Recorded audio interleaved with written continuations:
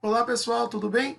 Vamos dar continuidade ao estudo sobre introdução ao movimento. Lembrando que nas aulas anteriores nós falamos sobre alguns conceitos básicos, tais como conceito de trajetória, conceito de posição, conceito de movimento, repouso, referencial. Falamos também sobre a distinção entre distância percorrida e deslocamento. E por fim falamos sobre o conceito de velocidade escalar média, que nada mais é do que o quociente entre deslocamento e tempo.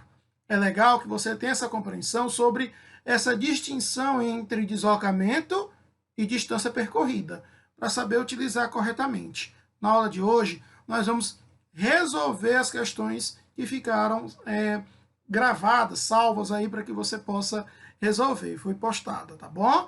Então, questão número 1. Ao passar pelo marco, veja, nós já comentamos sobre. Ele falou a palavra marco. Ele quer te passar a ideia que o ΔS é a variação da posição final menos a posição inicial. Do quilômetro 200. Esse quilômetro 200 nada mais é do que a posição inicial de uma rodovia. Um motorista viu um anúncio com a inscrição abastecimento e restaurante a 30 minutos. Esse 30 minutos nada mais é do que o nosso ΔT. 30 minutos, só que tem um detalhe, observem aí, está em minutos. E aí a distância está em quilômetro. Nós vamos continuar a leitura e observar o que ele vai pedir lá na resposta. Que unidade ele quer a resposta. Vamos continuar. Considerando que esse posto de serviço se encontre junto ao marco 245, esse 245 é a posição final dessa rodovia, pode-se concluir que o anunciante prevê para os carros que trafegam nesse trecho uma velocidade média em quilômetros por hora. Então, eu vou ter que transformar, pessoal, o tempo que está em minuto para hora. E como é que eu transformo, professor? Lembrando que uma hora tem 60 minutos.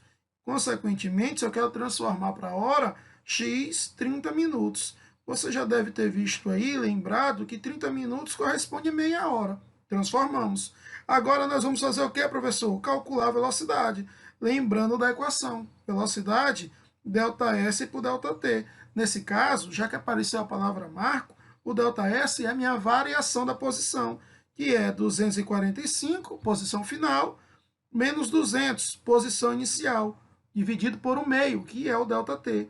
Então, aqui eu terei 45 dividido por 1 sobre 2. Como você é um bom observador, você já está visualizando aí que você tem uma divisão de fração. E para resolver a divisão de fração, você vai conservar a primeira fração, 45, e multiplicar pelo inverso da segunda, 2 sobre 1. Consequentemente, a velocidade média vai ser de 90 km por hora. Questão número 1 resolvida. Se meus amigos tiverem dúvidas, apareceu aí algum equívoco, você dá uma pausa, volta, vê de novo quantas vezes você quiser, tá bom? Vamos agora para a questão número 2.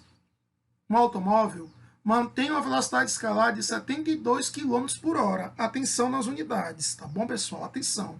Em 1 hora e 10 minutos. Pessoal, física é tão fácil que para querer complicar você, ele vai querer colocar unidades diferentes. E é nessa fase que muitos alunos começam a pegar receio da disciplina. Não faça isso. Física é fácil. Por que pegar receio, professor? Porque começa a aparecer muita transformação de unidade. E às vezes você fica chateado porque até sabe resolver a questão, mas esqueceu de transformar a unidade. Então, eu peço para que você seja bem atento. Nessa fase, vai aparecer muita transformação de unidade. Vamos continuar. 1 hora e 10 minutos ele percorre em quilômetros uma distância de... Veja, ele quer que você diga aí qual é a resposta da distância, só que em quilômetros. Aí tu vai lembrar que distância é calculado com o produto da velocidade vezes o tempo. Só que eu preciso, como eu quero a distância em quilômetro, eu preciso estar com o meu tempo todo em hora. E o meu tempo lá, ele está em hora e minutos. Ó, 1 hora e 10 minutos. E agora, professor, o que é que eu tenho que fazer? Temos que transformar esses 10 minutos para hora. E como eu faço isso? Vimos agora há pouco, por regra de 3. 1 hora, 60 minutos, x horas, 10 minutos. Fazendo devagarzinho, viu? Então, o x aí nada mais é do que um sexto de hora.